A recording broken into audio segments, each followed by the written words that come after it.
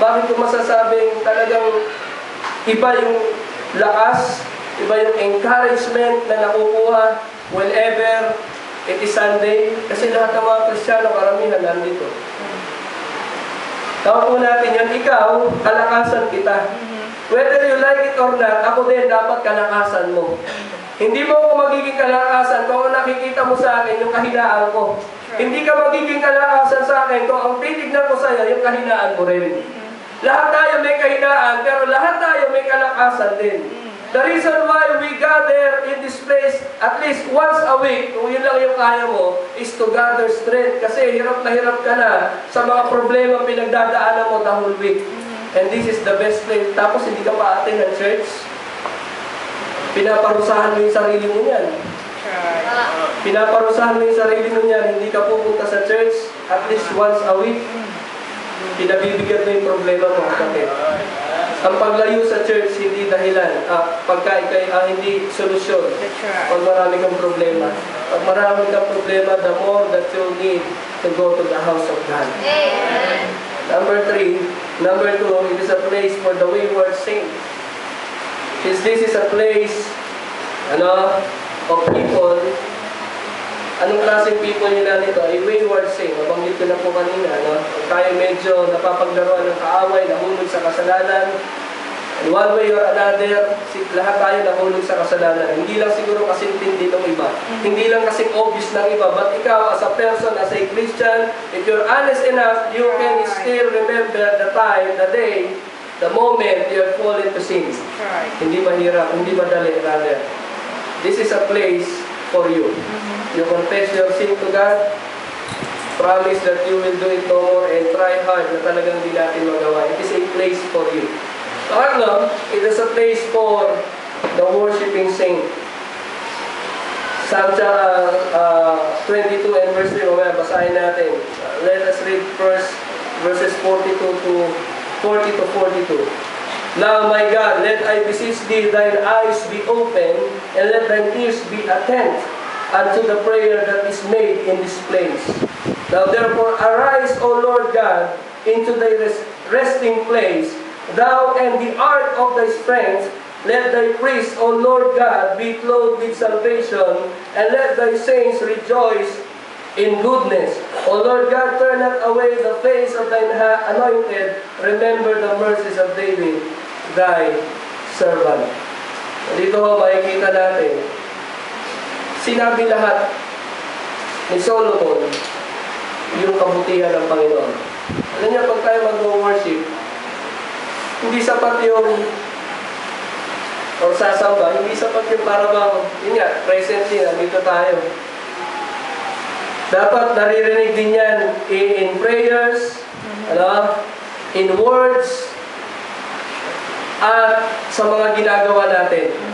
But when we come to the church, at ang atin lang kong ginagawa ay laging makinig lang, and we are not doing something, you think that is, masasabi natin, total worship sa Panginoon? Maraming pamamaraan kung paano natin i-worship ang Diyos. Now, what is your way of worshiping God na nasa Kanyang kalooban? Maraming hindi po pwede sabihin na since magkakaiba kami ng ministry dito, I cannot worship God. Paraan na kapatid, hindi na pinag-uusapan. Ang pinag-uusapan is this place become a worship place para sa iyo?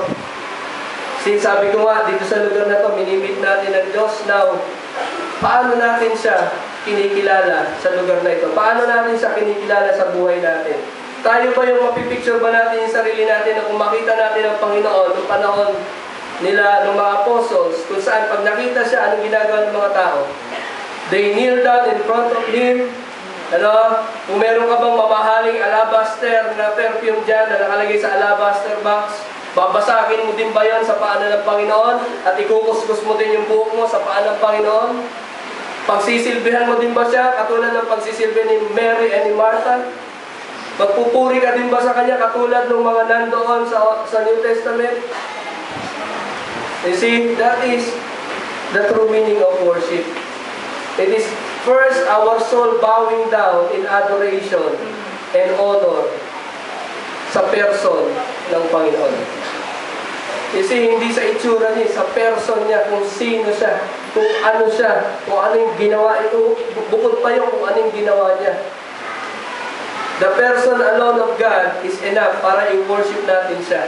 Pero tayo po, hindi lang naman person ng Diyos ang nararamdaman natin, ang nakikita natin. Even His goodness and mercy. Araw-araw natatanggap natin yan. Ano sabi ng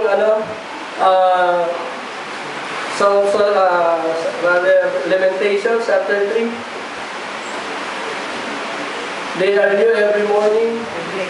Ano yung binabanggit niya doon? Great is. It is of the Lord's mercies that we are not consumed. For His compassions fail not. Sino ang recipient ng compassions ng Panginoon? Sino ang recipient ng mercy ng Panginoon? Sinungaling kapag hindi mo sinabing ikaw. Lahat po tayo sa araw-araw na ginawa ng Diyos. We are recipients of God's goodness and mercy and grace and compassion. Walang inuulit na pagpapala ang Diyos sa buhay natin. Sabi ng Bible, they are new every morning. So truly, God is worthy of our true and sincere worship. Now this morning, do you have that kind of heart? Young people, yan ba nasa puso mo? Is that the kind of attitude na meron ka? Do you really know who God is? Kasi kung hindi mo din talaga kilala ang Diyos personally sa buhay mo, I don't think you can properly worship God. So our attitude shows kung anong gano'n natin kalalim kakilala ang Panginoon.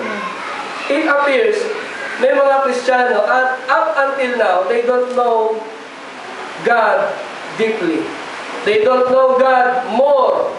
The way na dapat alam na nila, kilala nila ang Diyos. Sapagkat Sunday after Sunday, nandito tayo. Now we attend Sunday school classes, we attend prayer meetings, we attend evening services. May nagmi-minister sa atin ng Bible, nagtuturo. By this time, dapat kilala na natin ang ating Diyos ng tunay. At kung kilala natin ang Diyos tunay sa puso natin, mga kapatid, that will change our attitude when we approach God in His house. Hindi na kailangan sabihin, pakipuno po natin yung harapan. Hindi na kailangan sabihin, ganito po, pwede po bang walang tayo ng tayo? Sa mga Muslim ba, pag nag-worship sila, habang yumuyo po silang gano'n, may lakad ng lakad, may nagse-cellphone, may nagkukwentuhan. How dare you? You are in this place, at sinasabi mo nandito ang Diyos, gagawin natin yan. Sino tayo? Mas magaling tayo sa Diyos? Mas honorable tayo kaysa sa Diyos? Kasi, when we worship God, sino yung na-approach natin? Ang Diyos. Pag ginagawa mo yung mga bagay na sinasabi mo, Diyos lang naman yan eh. Di mag-cellphone muna ako dito.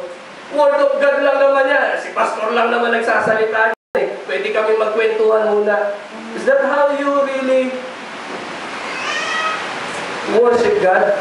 You call that worship? You worship yun. This place is a house of prayer. Every time we listen to the word of God, we are praying. God bless me with your word. God bless my pastor. God, bigyan mo siya ng ganito, ganyan, so that he can fully preach yung salita mo. Walang labis, walang kulang. And if you're not praying for yourself, you pray for others. Panginoon, itong kapatid ko na to, diba? Asawa natin, huwag mo sisikuhin gano'n. Hindi na mapapahiya yan eh. Pagka mayroong preaching, kung minsan na, alam mo, tama sa kanya, sikuhin mo, lilingunin, huwag gano'n. You pray, God. Sana po, kausapin yung asawa ko, this is the perfect message for him. Thank you, Lord, this is a perfect message for me. Hindi ka ma-open sa pastor pagka gano'n. Hindi ka ma-open sa preaching, hindi ka mayayabang. Alam mo, kung minsan, ang dating namin sa inyo, sino ba yan? Napakayabang naman yan. Self-righteous. We will accept that kasi kami din dumating sa punto pag may nag-preach dati, ganun din eh. But we understand that kung nandito kami sa lugar na to, hindi pala ganun kadali. Sometimes, akala nyo, madali lang eh.